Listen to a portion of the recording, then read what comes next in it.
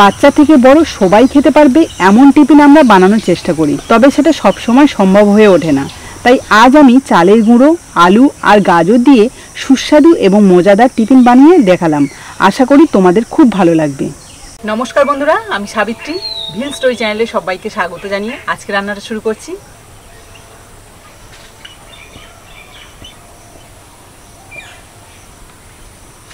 আজকে যে টিফিনটা বানাবো সেটা কিন্তু খুবই স্বাস্থ্যকর এবং এতটাই মজাদার যে বাচ্চা থেকে বয়স্ক সবাই কিন্তু খুব খুশি হয়ে খাবে।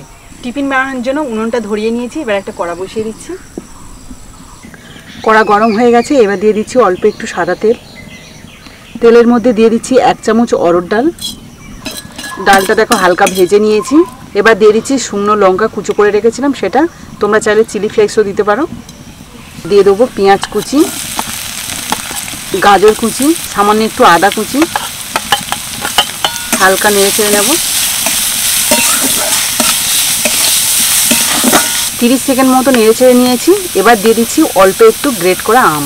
এই গ্রেট করা আমটা দিলে কিন্তু টেস্টটা দারুণ আছে, তোমরা চাইলে দিতে পারো, নাও দিতে পারো। এবার এর মধ্যে দিয়ে দেবো জল। এটা কিন্তু একদম অল্প সময়ের মধ্যে করে নিতে হবে, খুব বেশি ভাজাভাজির কোনো প্রয়োজন নেই, অল্প একটু নেড়ে চেড়ে নেওয়া। এবার এর মধ্যে দিয়ে দিচ্ছি পরিমাণ মতো নুন, 1/2 চামচ চিনি,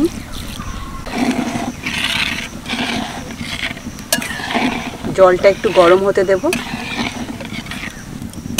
জলটা ভালোভাবে গরম হয়ে গেছে। এবার আমি দিয়ে দেবো 1 কাপ চালের গুঁড়ো। এটাকে এক হাতে ঢালবো আর এক হাতে কিন্তু নাড়তে থাকবো।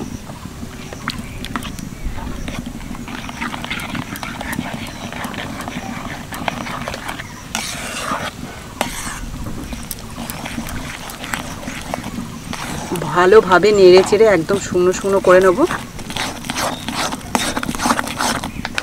প্রায় 1.5 থেকে 2 মিনিট মতো একটু নাড়াচাড়া করেছি, অনেকটাই কিন্তু শুকনো শুকনো হয়ে এসেছে। এটাকে পুরো শক্ত ডোর মতো তৈরি করে নেব।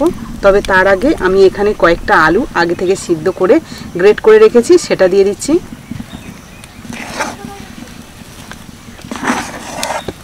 ভালো করে মিশিয়ে নিচ্ছি। আলু দিয়ে আরও কিছুক্ষণ নেড়ে চেড়ে নিয়েছি, একদম শুকনো শুকনো হয়ে গেছে। এবার আমি এটাকে নামিয়ে একটু ঠান্ডা করে নেব। নামিয়ে বেশ কিছুক্ষণ রেখেছিলাম, ভালোভাবে ঠান্ডা হয়ে গেছে। এবার আমি এটাকে শেপ দিয়ে নেব। তার জন্য দেখো হাতে একটু তেল মেখে নিয়েছি। এবার এই যে অল্প অল্প করে নেব, এরকমভাবে গোল করে নেব। এভাবেই আমি সবগুলো রেডি করব।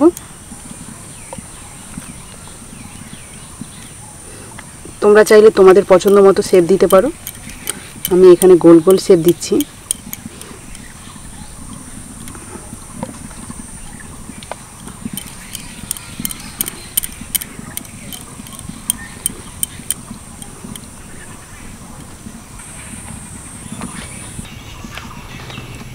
সবগুলো গোল করে রেডি করে নিয়েছি। আর এদিকে দেখো কড়াইতে কিছুটা জল দিয়ে গরম করে নিয়েছি। আর এখন একটা ছিদ্রযুক্ত পাত্র বসিয়ে দিলাম, আর এই পাত্রের ওপরে এই বলগুলো দিয়ে দেব। আর হ্যাঁ, এই পাত্রে কিন্তু একটুখানি তেলও ব্রাশ করে নিয়েছি। এবার ওপর থেকে একটা ঢাকনা দিয়ে 10 মিনিট মতো স্টিম দেব। 10 মিনিট হয়ে গেছে, এবার আমি ঢাকনাটা খুলে নেব। খুব সুন্দরভাবে কিন্তু সেট হয়ে গেছে। এবার আমি নামিয়ে নিচ্ছি। এটা ঠান্ডা হলে সস দিয়েও খেতে পারো, ভালোই লাগবে। তবে আমি একটু চটপটি আনার জন্য একটু গ্রেভি করে নেব। তার জন্য কড়াইতে দিয়ে দিচ্ছি অল্প একটু সাদা তেল, 1 চামচ সর্ষে, 1 চিমটি হিং, কয়েকটা কারি পাতা, কয়েকটা কাঁচা লঙ্কা কুচি,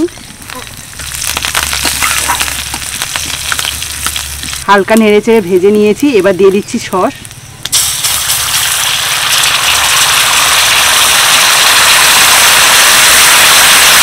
এর মধ্যে অল্প একটু জল দিয়ে দিলাম, অল্প একটু নুন, 1/2 চামচ মতো চিনি আর সামান্য একটু কাশ্মীরি লঙ্কার গুঁড়ো।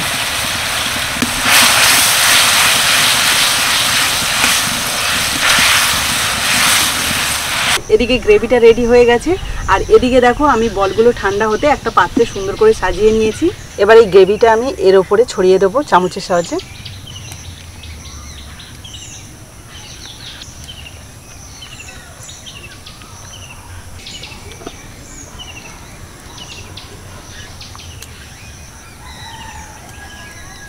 গ্রেভি বা চাটনিটা দেওয়ার পরে দেখো কি সুন্দর দেখতে লাগছে, আর এটা কিন্তু খেতেও বেশ ভালো লাগবে, আর একদম স্বাস্থ্যকর একটা টিফিন। তো বন্ধুরা, তোমরা দেখতেই পেলে কত সহজ পদ্ধতিতে এই চালের গুঁড়ো দিয়ে টিফিনটা বানালাম। তো চলো একটু খেয়ে দেখাই তোমাদের এর স্বাদটা কেমন হয়েছে। আমি এখানে কয়েকটা বল নিয়ে নিয়েছি, এবার একটা খেয়ে দেখি। একটু চাটনি সমেত নিয়েছি।